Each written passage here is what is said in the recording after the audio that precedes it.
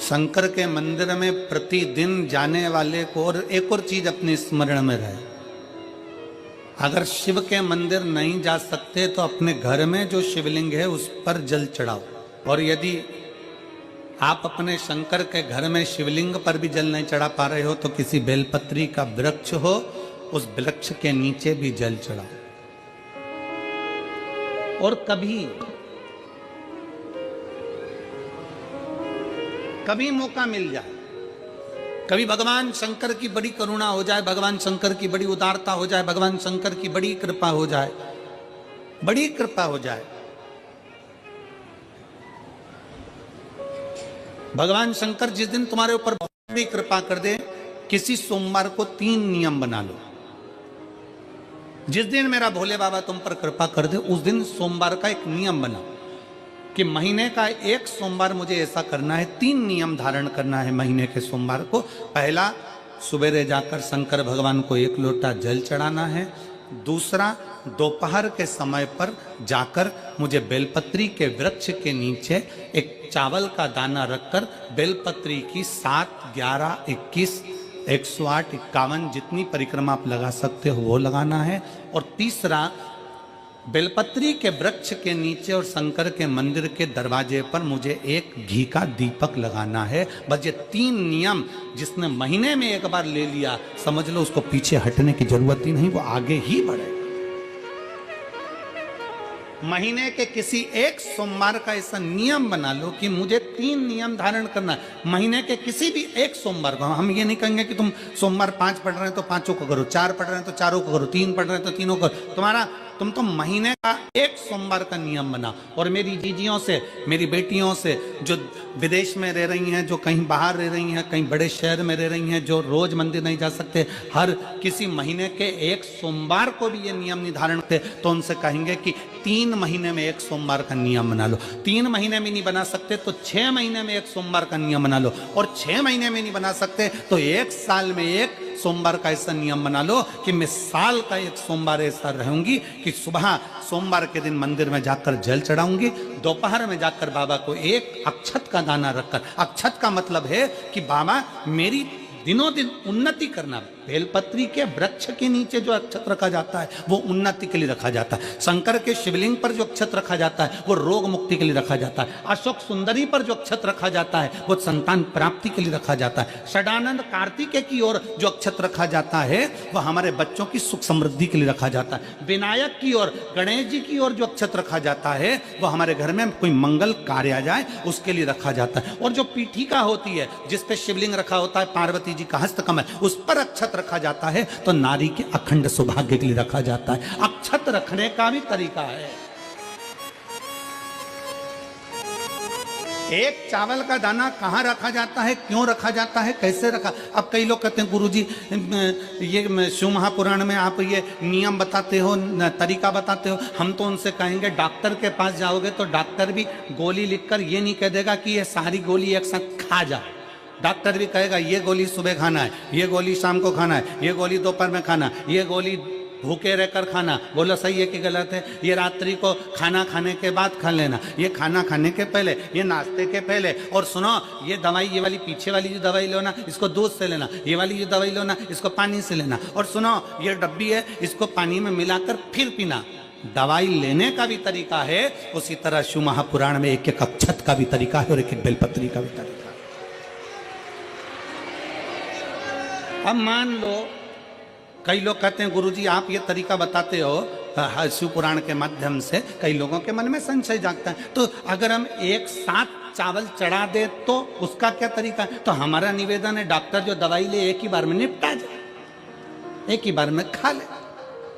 दवाई एक बार में पूरी खा गए असर नहीं करेगी, इसमें डॉक्टर का कोई दोष नहीं है। उसने तो बताया था ऐसे लेना, ऐसे लेना। और तुमने, मैं डॉक्टर साहब ने पूछा दवाई पूरी ली, शाम की दवाई भूल गई थी, सवेरे की दवाई भूल गई थी, ये दवाई भूल गई थी। डॉक्टर कहेगा हमने तो नियम बताया था, तुमने नहीं खाई तो असर कहाँ से करेगी।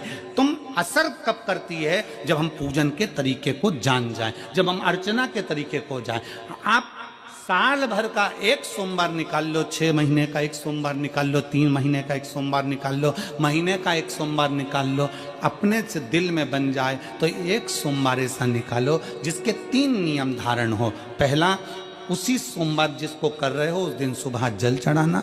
दूसरे, दोपहर के समय पर जाकर बेलपत्री के वृक्ष के नीचे एक चावल का दाना रखना और परिक्रमा बेलपत्र की जितनी तुमसे बन जाए, जितनी तुम्हारे शरीर की कैपेसिटी हो, जितना तुम्हारा शरीर चलते बन जाए। हम तो ये भी नहीं कहते कि तुम भूखे रहकर भगवान का भजन करो, हम कभी नहीं कहते। हम तो यहां तक कहते हैं, हमारे पुष्टि मार्ग में यहां तक कहा गया कि वल्लभ कुल की एकादशी करो, भले बकरी जैसे चरो पर एकादशी करो।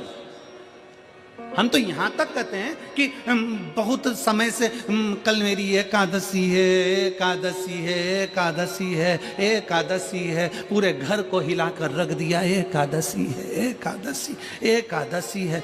बहू टेंशन में, बेटा डिप्रेशन में, पति पपीता ला ला के, सेव फल ला ला के, मूंगफली का दाना ला ला के, काजू कतली ला ला के, सेव फल ला ला के, और सारा सामान, साबूदाना और खिचड़ी और ना चिप्स ना जाने क्या क्या ला ला के, बेचारा पति एकादशी आती है वो नौमी से चिंता में पड़ जाता है।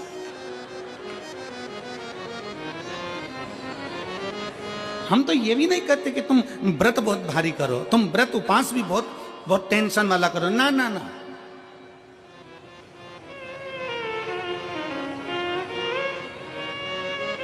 अपने को व्रत उपास भी इतना बहुत बहुत भूखे रह रहे हो, बहुत प्यासे रह रहे हो, और मालूम पड़े कि भगवान हमें मिलेगा, भगवान हमें मिलेगा। भगवान कहता है कि देख भाई, मैं भी भूखा नहीं रहता, तू भी भूखा मत रहे, मैं भी चकाचक रहता हूँ, तू भी चकाचक रहे, मैं भी अपने। और भगवान शंकर तो ये भी कहते हैं कि अपना परिवार भी मत छोड़ो। मेरे पास में पार्वती भी, एक ही देवता है जो विद फैमिली मंदिर में बैठता है। शंकर जी हैं तो पार्वती जी है, तो गणेश जी हैं, तो कार्तिकेय जी हैं, तो नंदी है, सब मंदिर के अंदर चाहिए। शंकर भगवान अपने पूरे परिवार के साथ। शंकर जी तो ये कहते हैं अकेले तुम क्यों रहते हो। शिव जी की एक बात अपने ध्यान में रखना, कितनी सुंदर बात है शंकर भगवान की, बहुत ध्यान में रखिएगा। आप जौहरी नहीं हो, हीरे को नहीं परख सकते। हम भी जौहरी नहीं है, हम हीरा को नहीं समझ सकते। पर भगवान शंकर ने पृथ्वी पर जिसको जन्म दिया उसको जौहरी बनाकर पैदा किया है, उसको जौहरी बनाकर भेजा है कि आप भले हीरा को न समझो चलेगा, पर अपने नजदीक में कोई दुखी है तो उसकी पीड़ा को जरूर समझना। भगवान शंकर कहते हैं उसकी पीड़ा का स्मरण।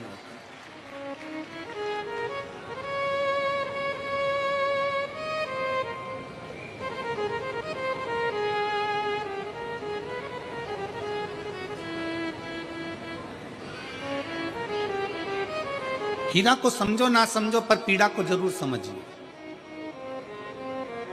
किसी के दर्द को जरूर समझिए, किसी के दुख को जरूर समझिए, किसी की तकलीफों को जरूर समझिए। हम भी तो अपनी जिंदगी में एक नियम बना सकते हैं कि मैं श्री शिवाय नमस्तुभ्यम का जाप करूंगी। मेरी कॉलोनी में कोई शंकर जी का मंदिर है, हम 5-10 महिलाएं प्रत्येक सोमवार को 10 मिनट बैठेंगी। शाम के समय प्रदोष काल में 6 बजे 6:30 बजे बैठेंगे, 6:45 बजे 15 मिनट बाद उठ जाएंगे, श्री शिवाय नमस्तुभ्यम का जाप करेंगे, शंकर जी को भोग लगाएंगे। अगर एक हफ्ते में 5 सोमवार पड़ते हैं तो 5 महिलाएं अपना नियम बना ले कि आज का प्रसाद थोड़ा सा, कुछ भी शक्कर, खड़ी शक्कर, कुछ भी मैं लेके आऊंगी, माँ भोग लगाएंगे, अपन 5 मिलकर श्री शिवाय नमस्तुभ्यम जपेंगे, प्रसाद बांट देंगे, अपने घर चले जाएंगे। ज्यादा ढोंग प्रपंच नहीं, दिखावा नहीं, कोई एक नियम। हमारे नजदीक में शंकर जी का मंदिर है, हफ्ते में एक बार नियम बनाएंगे, उस मंदिर में सफाई करेंगे। हफ्ते में एक बार नियम बनाएंगे, अपने नजदीक के शंकर के मंदिर को साफ करेंगे, क्लीन करेंगे। एक नियम अपने अंदर बनाओ शिव के प्रति।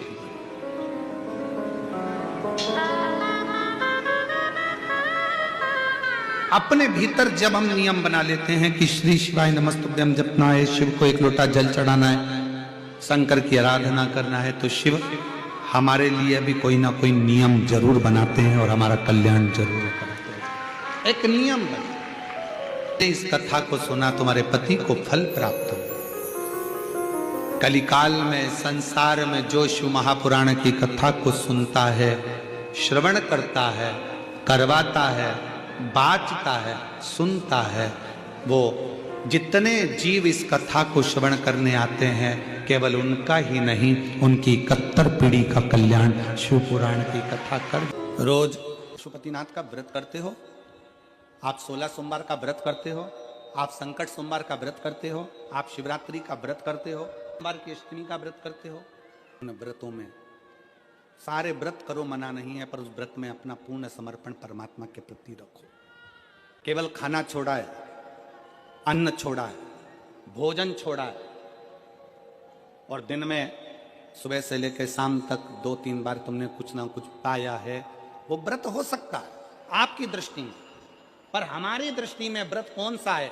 शिव महापुराण की कथा कहती है कि सुबेरे आपका व्रत चालू हुआ, दूसरे दिन ब्रह्म मुहूर्त तक जो आपका व्रत आपने रखा है, भगवान का जो व्रत कर रहे हो, उस व्रत में एक बात अपने अंदर उतार कर रखो कि इस दिन मैं अपने मोबाइल का त्याग करती हूँ, पूरे दिन मैं मैसेज नहीं पढ़ूंगी, मैं देखूंगी नहीं, मैं अपशब्द नहीं कहूंगी, मैं जानूंगी नहीं। दूसरा, आज के दिन मेरा व्रत है, आज 1 महीने में, 15 दिन में, 2 दिन में, 20 दिन में मैंने अगर किसी से भी अपशब्द कहा होगा, आड़ा टेढ़ा कहा होगा, तो सबसे पहले आज व्रत वाले दिन मैं उसको सॉरी कहूंगी, क्षमा मांगूंगी और अपने हृदय से लगाने का प्रयास करूंगी। व्रत है, व्रत का तीसरा अंश, आज मेरा व्रत है, मैं आज के दिन किसी को भी अपशब्द नहीं बोलूंगी, किसी के लिए आड़ा टेढ़ा नहीं बोलूंगा, आज जितना बन सकेगा मैं सात्विक जीवन जीऊंगा। चौथा, आज मेरा व्रत है, आज के दिन मैं झूठ नहीं बोलूंगी, ना झूठ बोलूंगा सुबह से लेकर शाम तक। और 5वां, आज व्रत वाला दिन है, जितना फलार मैं करूंगी उसका पैसा जोड़ूंगी कि 15 रुपए का मैंने साबुदाना खाया, 10 रुपए का बटाटा खाया, ये खाया, वो खाया, सारा हिसाब लगाकर 55, 60, 70 रुपए जितने होते हैं, उसमें से एक अंश निकालकर मैं उसका एक भाग किसी गौशाला में जाकर गाय को चारा जरूर दूंगी।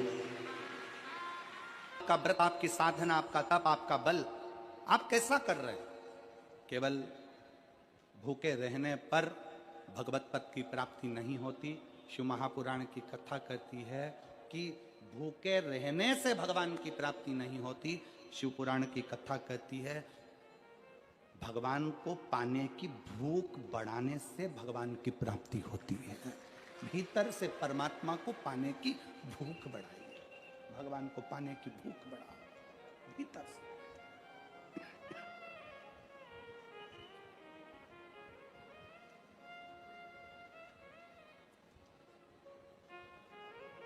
व्रत करो, मना नहीं, तप करो, मना नहीं, साधना करो, मना नहीं, पर उस तप साधना में, व्रत में परमात्मा को पाने की ललकता हो आपके भीतर, भगवान को पाने की ललकता हो आपके भीतर, भगवत पद को पाने की ललकता हो आपके भीतर, तो भगवान।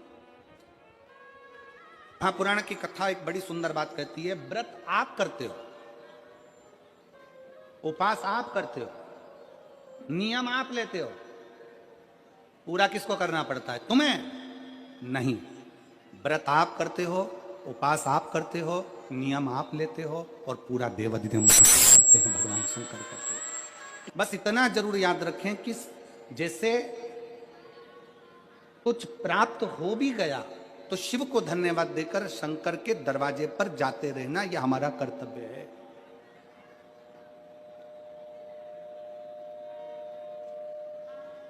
एक बहन जी ने पत्र लिखा था कल, उस पत्र में बहन जी ने लिखा कि शिव महापुराण तप का मतलब क्या होता? चलिए, उपास का मतलब बताओ। खाना छोड़ देना व्रत नहीं है, दूसरे का धन छुड़ाकर खाना छोड़ देना व्रत है। शिक्षा दे देना, किसी को चिकित्सा की जरूरत है, उसकी चिकित्सा में थोड़ा सा धन लगा देना, कोई रोते हुए के आंख के आंसुओं को पोंछ देना, किसी के दुख में खड़े होकर उसको खुशियां प्रदान कर देना, ये दुनिया का सबसे बड़ा व्रत है, सबसे बड़ी साधना, सबसे बड़ा मन साफ है तो सारी गलतियां माफ है, और अगर मन ही साफ नहीं है तो गलती कौन माफ करेगा भाई। लंबी बाती का प्रमाण अलग होता है। लंबी बाती क्यों लगाई जाती है? भगवान के मंदिर में दीप में, देवियों की पूजन में, लक्ष्मी की वृद्धि के लिए। कौन से देवता के यहाँ लंबी बत्ती लगती है और कौन से देवता के यहाँ गोल बत्ती लगती है, उसका भी प्रमाण बना।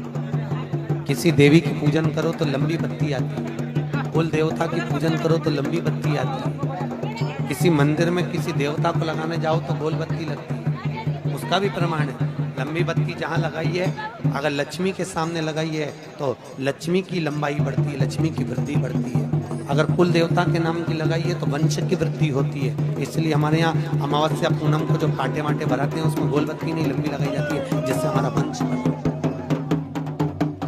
नवरात्रि में देवी जी की जो बाती लगाई जाती है वो लंबी लगाई जाती है, गोल नहीं। क्यों? क्योंकि जिससे माँ हम पर कृपा बनाकर रखे, हमारा वंश खूब बढ़े, हमारे यहाँ लक्ष्मी की वृद्धि। स्थिर बाती, गोल बाती लगाई जाती है ब्रह्मा के मंदिर में, इंद्र के मंदिर में, देवता के मंदिर में। तुलसी के सम्मुख में लंबी बाती नहीं लगती, तुलसी के सम्मुख में गोल बाती लगाई जाती है महाराज, जिससे स्थिरता का भाव केंद्रित हो। स्थिरता का भाव।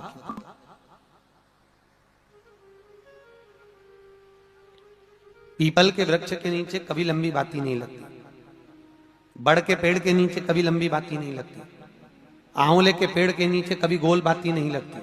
आंवले के वृक्ष के नीचे लंबी बाती लगना चाहिए। धन की वृद्धि, सुख समृद्धि। तुलसी के पौधे के नीचे लंबी नहीं लगती, गोल बाती लगती। बातियों का भी प्रमाण है।